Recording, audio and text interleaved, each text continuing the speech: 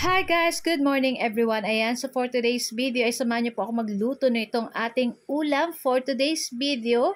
Itong ating sinabawang pritong isda at lalokan po natin guys ng talbos kamote para healthy yung ating ulam today. Ayan, napakasarap po nito. And syempre talagang healthy po yung ating ulam ngayong araw. Syempre isda at gulay naman po tayo. Ayan, no, nakaraan ay lagi po tayong karne kaya ito naman po yung aking naisipang ulam. Ayan, para kahit papano, nakakakain pa rin po tayo ng mga healthy ulam. Ayan.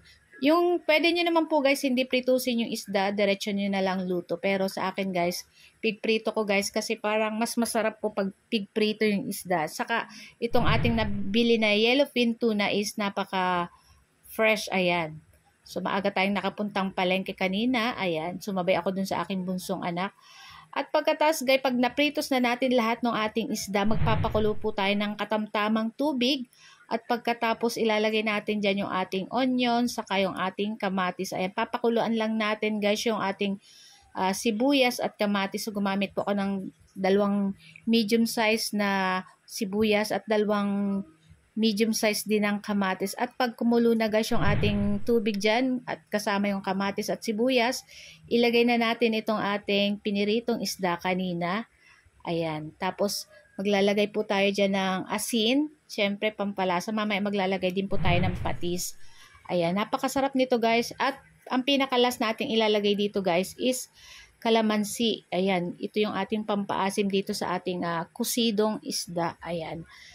Nako, napakasarap nito guys. Kaya try nyo na din po itong lutuin. At nako, only rice na naman po. Kaya hindi na po pumapayat si Ma'am si Charot.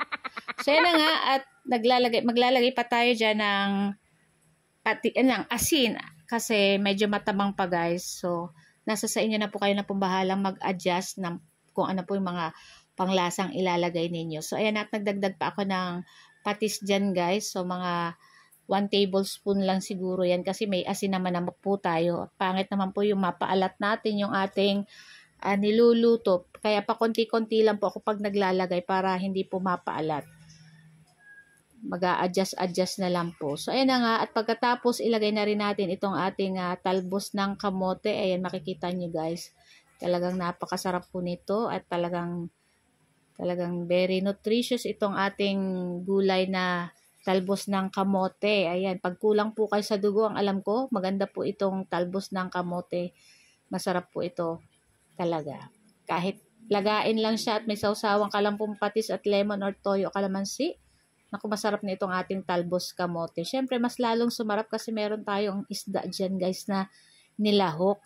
At talagang kompleto, may kamatis at sibuyas. So, yan na nga guys, mga ilang minuto lang ay papatay na rin natin ito. At bago natin makalimutan, i-add na natin dyan yung ating kalamansi. Siguro mga 5 pirasong kalamansi po inilagay natin dyan. At ayan na nga, at luto na po yung ating sinabawang pritong isda with talbos ng kamote.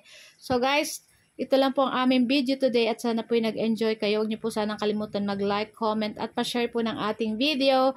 So guys, tara na at samahan niyo na po kaming kumain itong ating napakasarap at napakamasustansyang ulam for today. Thank you! Sarap!